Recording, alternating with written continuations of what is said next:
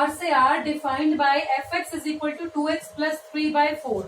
ठीक है, और x जो है वो रियल नंबर्स को बिलोंग करता है, r का मतलब रियल नंबर्स है।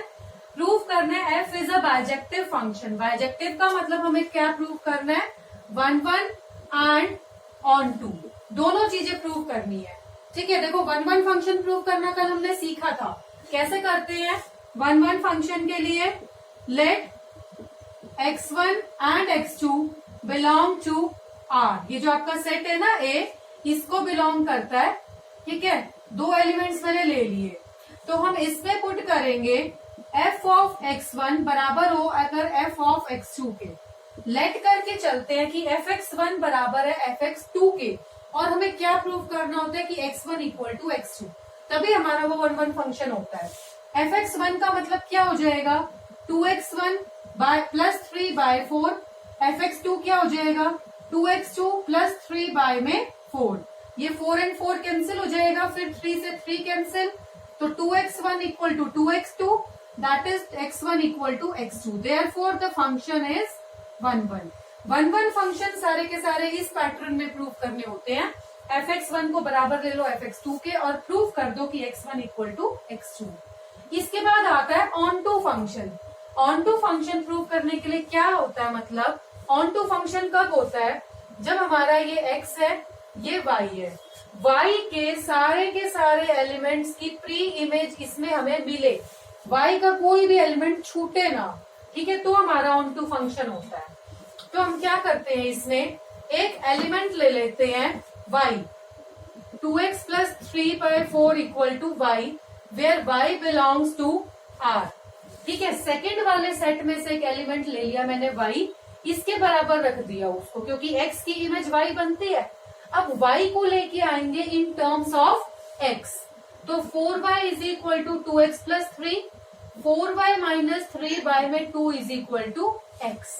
ठीक है, तो अब ये देखिए, ये x है, ये y है, क्या y की हर एक वैल्यू के लिए x एग्जिस्ट करेगा। मैं y की यहाँ कोई भी वैल्यू पुट कर दूं तो x मेरे को मिलेगा ना रियल नंबर्स में। y भी एक रियल नंबर है, तो मैं यहाँ पे माइनस में पुट करूं, फ्रैक्शन में पुट करूं, 0 पुट करूं, 1 पुट करूं, कुछ भी पुट करूं, तो x एग्जिस्ट कर रहा है। तो क्या लिखेंगे, for each y belonging to r there exist x belonging to r, x की वैल्यू r ही है, therefore the function f(x) is onto. तो ये इस तरह से प्रूव होता है कि ये बाइजेक्टिव फंक्शन हो गया। ये 1 1 प्रूव करने का प्रोसेस होता है, और ये ऑन टू, जो फंक्शन दिया होता है उसको y के इक्वल ले लो, फिर y को निकाल लो in terms of x। x की टर्म्स में निकालने के बाद चेक करो क्या सारे y के लिए x एग्जिस्ट कर रहा है या नहीं कर रहा। ठीक है, तो this is the process of proving 1 1 and onto function. इसके बाद एक छोटा सा टॉपिक है number of 1 1 onto functions, कि अगर हमें एक सेट दिया हुआ है, मैपिंग दी हुई है x से y की, तो कितने फंक्शन हम बना सकते हैं। ये x है, ये y है, मान लो x में m एलिमेंट्स हैं और इसमें जो है n एलिमेंट्स हैं। ठीक है, और ये हमें क्या दिया हुआ है, जो मैपिंग है आपकी वो 1 1 और ऑन टू दोनों दी हुई है। तो आप क्या बता सकते हैं, m और n जो है नंबर ऑफ एलिमेंट्स, m और n के बीच में क्या रिलेशन होएगा, क्या m n से बड़ा होएगा या m n से छोटा होएगा या m n के बराबर होएगा।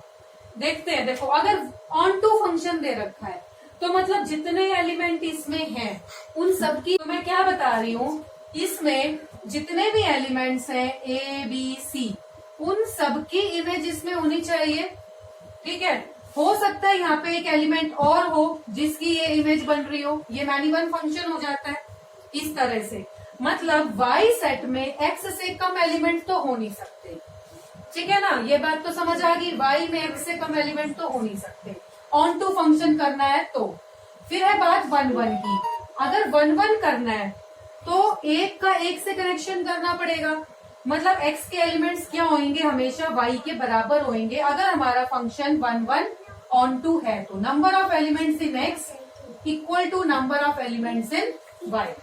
फिर बात आती है कि हम कितने फंक्शन डिफाइन कर सकते हैं। नंबर ऑफ फंक्शंस जो हम x से y में डिफाइन कर सकते हैं। अब देखो 1 को मैंने a से मिलाया है, मैं 1 को b से भी तो मिला सकती थी, हो सकता है मैंने 1 को b से, 2 को c से, 3 को a से ऐसे मिलाया हो, या फिर 1 को c से मिलाया हो, 2 को b से, 3 को a से। तो ऐसे में कितने तरीके से ये फंक्शन डिफाइन कर सकती हूँ वो पूछा है। अब देखो थोड़ा सा परमुटेशन कॉम्बिनेशन का इस्तेमाल करेंगे जो हमने 11th में की थी। मैं इस 1 को कितने तरीके से मिला सकती हूँ, मेरे पास कितने ऑप्शन है इस 1 को मिलाने के? 3 ऑप्शन है, कहीं भी मिला दो, ठीक है। उसके बाद अगर मेरे पास सेट ए में 3 एलिमेंट्स हैं तो पहले एलिमेंट के लिए मेरे पास 3 ऑप्शन है, दूसरे एलिमेंट के लिए मेरे पास 2 ऑप्शन बचेंगे, तीसरे एलिमेंट के लिए मेरे पास 1 ऑप्शन बचेगा। तो आंसर कितना आ गया? 3 फैक्टोरियल। ऐसे अगर मेरे पास 10 एलिमेंट हो यहाँ पे 4, 5, 6, 7, 8, 10 तक, तो पहले एलिमेंट के लिए मेरे पास सामने मिलाने को कितने ऑप्शन रहेंगे? 10, ठीक है, क्योंकि सामने भी 10 ही चीजें हैं, ये 1 1 on 2 का कॉम्बिनेशन है, हमारा सेट मैपिंग है ये।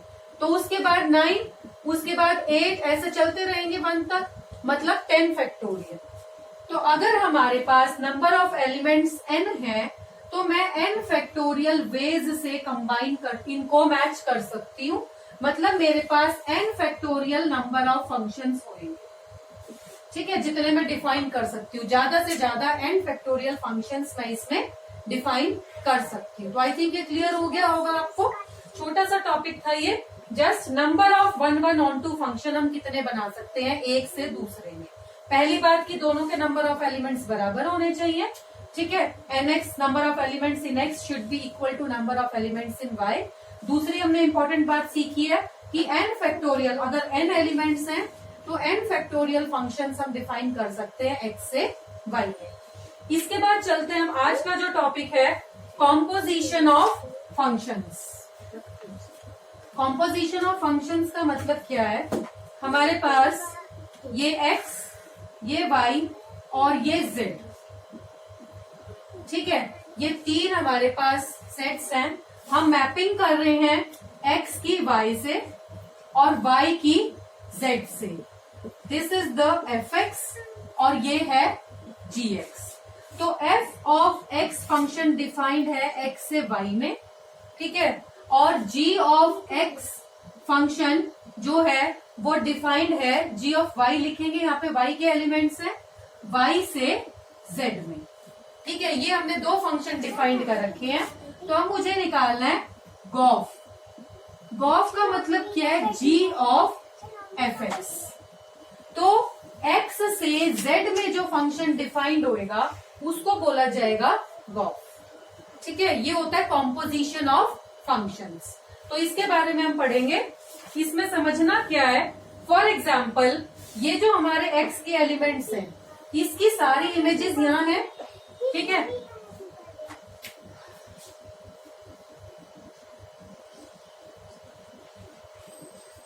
हमारा जो ये है x, इसमें जितने भी एलिमेंट्स हैं, ठीक है, इसकी इमेजेस यहाँ पे हैं, मतलब ये रेंज होगा इसकी, और ये जो रेंज है इसके जो भी हमारे एलिमेंट्स हैं वो यहाँ लाई कर, इसकी जो इमेजेस है वो यहाँ लाई करेंगी, ठीक है। तो हमारा जो गॉफ है वो कब डिफाइन होएगा? जब इसकी जो रेंज है और इसके डोमेन के बराबर होएगी, ठीक है। तो ये समझने की हमारी क्या बात है इसमें, range of f is equal to the domain of g।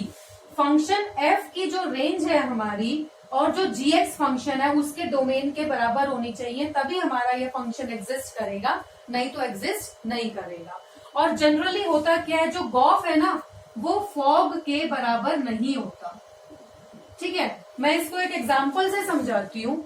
एक छोटा सा एग्जाम्पल ले लेते हैं। मान लो fx जो फंक्शन है वो मैंने लिया है x², ठीक है, और gy जो फंक्शन है वो मैंने लिया है 2y, ठीक है। 2 फंक्शंस हैं, fx is equal to x² और gy जो है वो 2y है। तो fx जो है वो x² है और जो gy है आपका ये हो जाएगा 2y। अब मुझे निकालना है गॉफ ऑफ x, ठीक है। गॉफ ऑफ x का मतलब g ऑफ fx। fx क्या है अब मेरा? X square. ठीक है, तो मुझे g वाले फंक्शन में एक्स स्क्वायर पुट करना है। g वाला फंक्शन ये है, g वाले फंक्शन में y की जगह क्या पुट करना है, एक्स स्क्वायर।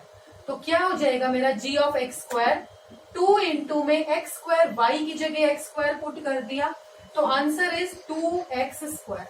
तो गॉफ ऑफ x क्या आएगा, 2x स्क्वायर। ठीक है, इसी तरह अगर मैं निकालती हूं फॉर्म, ठीक है, इसका मतलब क्या होएगा, f ऑफ जी एक्स। ठीक है, वो x की टर्म्स में लेके चल रहे हैं। जी एक्स क्या होएगा, x रख दो y की जगह, तो 2x हो गया। ठीक है, जी एक्स, जी वाई की वैल्यू 2y है, तो जी एक्स क्या हो जाएगा, 2x। अब मुझे f फंक्शन में 2x रखना है। f फंक्शन ये है मेरा, fx is equal to x square. तो f ऑफ 2x क्या होएगा, x की जगह क्या रखना है मुझे, 2x। तो 2x का स्क्वायर, तो ये कितना आ गया, 4x स्क्वायर। तो आप ये देखिए, ये था 2x स्क्वायर और ये था 4x स्क्वायर, तो दोनों की वैल्यूज बराबर नहीं आई। तो जनरली जो होता है हमारा g of f is not equal to 4। ठीक है, यहां से ये प्रूव हो गया, और ये मैंने आपको निकाल के भी दिखा दिया ये किस तरह हम निकालते हैं। अरे म्यूट की, हमारी थ्योरम है दैट द कॉम्पोजिशन ऑफ, अगर हमारे पास एक फंक्शन है जो a से b में डिफाइंड है और एक फंक्शन है जो b से c में डिफाइंड है, ये दोनों फंक्शन 1 1 ऑन 2 है, तो हमें क्या प्रूव करना है, जो हमारा गॉफ फंक्शन होएगा मतलब a से c में, वो भी 1 1 ऑन 2 होएगा। ठीक है, हमें क्या दिया हुआ है, गिवन इज f एक फंक्शन है a से b में डिफाइंड है, ये भी 1 1 ऑन 2 है, और g एक फंक्शन है जो b से c में डिफाइंड है, ये भी 1 1 ऑन 2 है। तो हमें प्रूव करना है जो फंक्शन गॉफ है हमारा a से c में डिफाइंड होएगा, वो भी 1 1 ऑन 2 होएगा। ठीक है, अब पहले 1 1 प्रूव करके चलते हैं। देखो, कोई फंक्शन है जो a से b में डिफाइंड है, इसका मतलब इसका जो हर एक एलिमेंट यहाँ पे x1 और इसके बराबर होएगा। ठीक है, ये वाले जो जितने भी एलिमेंट्स हैं वो इनकी इसके साथ मैपिंग होएगी। ऐसे ही जितने भी एलिमेंट्स b में हैं उनकी मैपिंग c के साथ है। इसको ऐसे समझ के चलो, आप कैसे समझ सकते हो इसको, जैसे यहाँ पे हमें दिया हुआ है f ऑफ x1 बराबर हो जाएगा f ऑफ x2 के, इसका मतलब x1 बराबर हो जाएगा x2 के। ठीक है, सिमिलरली यहाँ पे BC, यहाँ पे देखो g ऑफ हमें क्या दिया हुआ है, x1 बराबर है g ऑफ x2 के, मतलब x1 बराबर है x2 के। ये भी हमारा 1 1 फंक्शन है और ये भी हमारा 1 1 फंक्शन है। अब गॉफ पे चलते हैं। g ऑफ fx का मतलब क्या है, g ऑफ fx।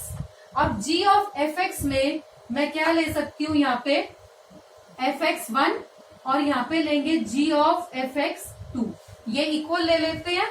अब fx1 की वैल्यू क्या थी हमारी, x1, तो g ऑफ x1 आ गया और ये आ जाएगा g ऑफ x2। अब g x1 की वैल्यू क्या थी हमारी, x1, क्योंकि ये भी 1 1 फंक्शन था।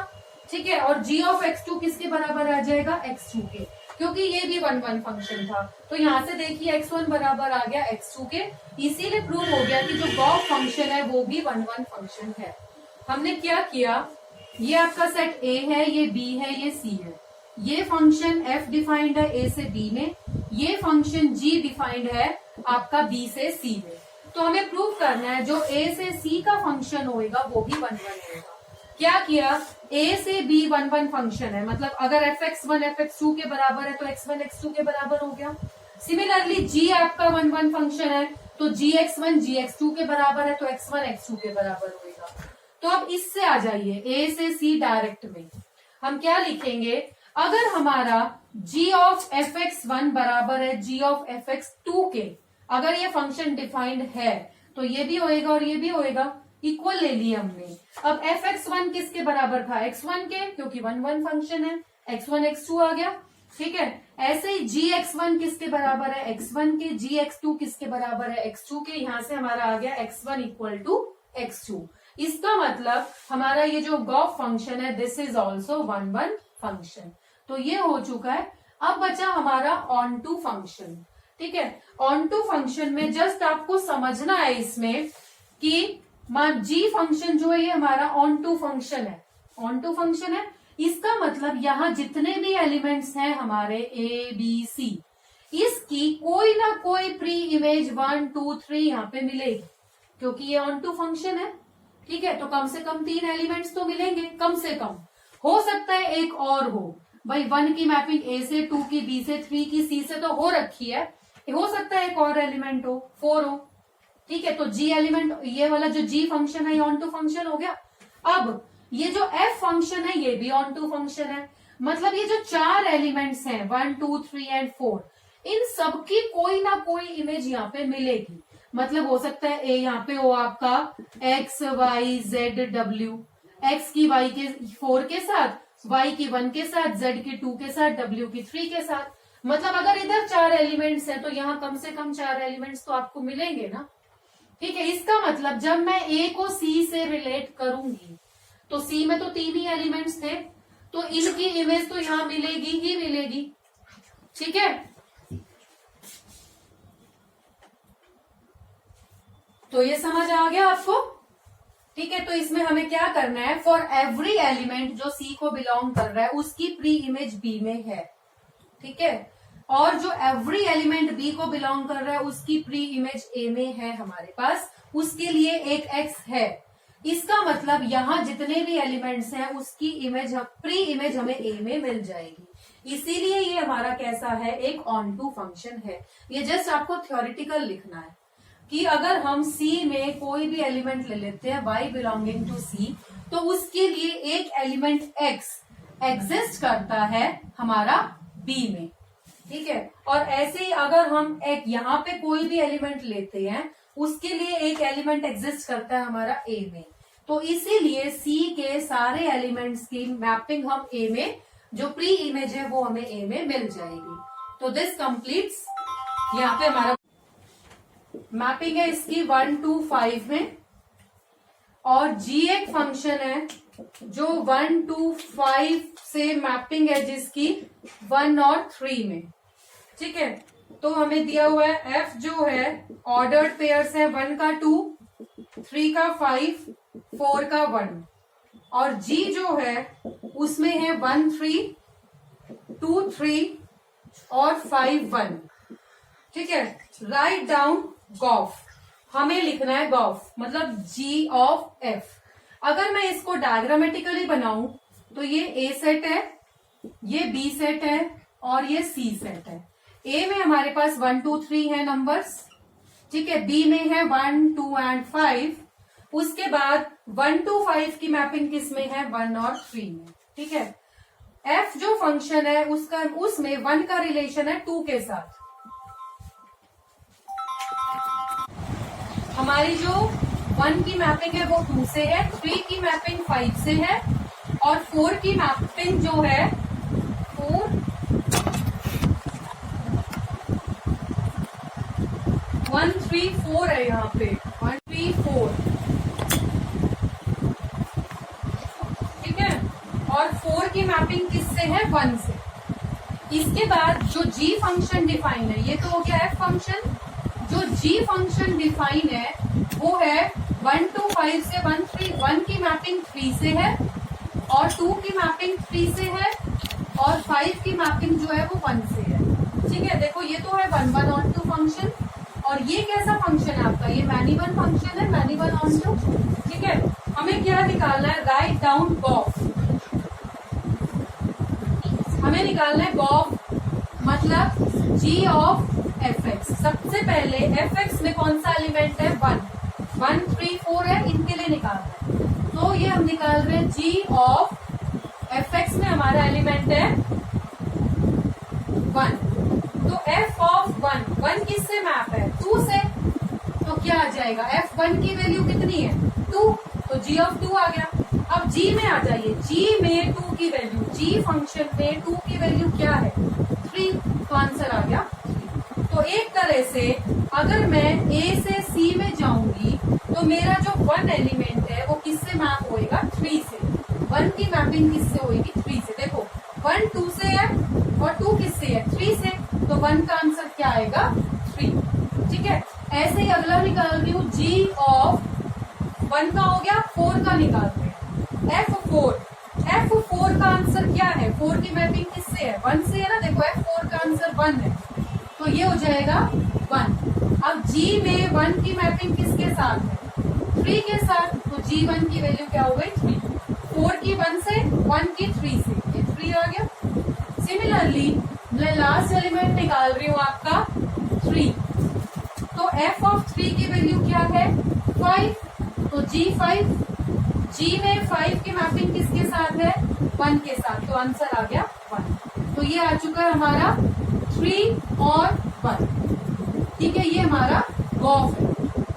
ठीक है, तो गॉफ का जो है ये 3 और 1 आया है, रेंज है F की 1 to 5, ये आ गया हमारा आंसर 1 और 3। तो बस हमें यही निकालना था, गॉफ की वैल्यू क्या आ रही है हमारी, सेट जो आ रहा है वो 3 और 1। ठीक है, समझ में आ गया। तो बाकी क्वेश्चंस जो है कॉम्पोजिशन ऑफ फंक्शंस पे वो हम नेक्स्ट वीडियो में करेंगे। तो आई थिंक ये क्लियर हो गया होगा आपको स्टार्टिंग इसकी। बाकी क्वेश्चंस नेक्स्ट वीडियो में करेंगे। आज की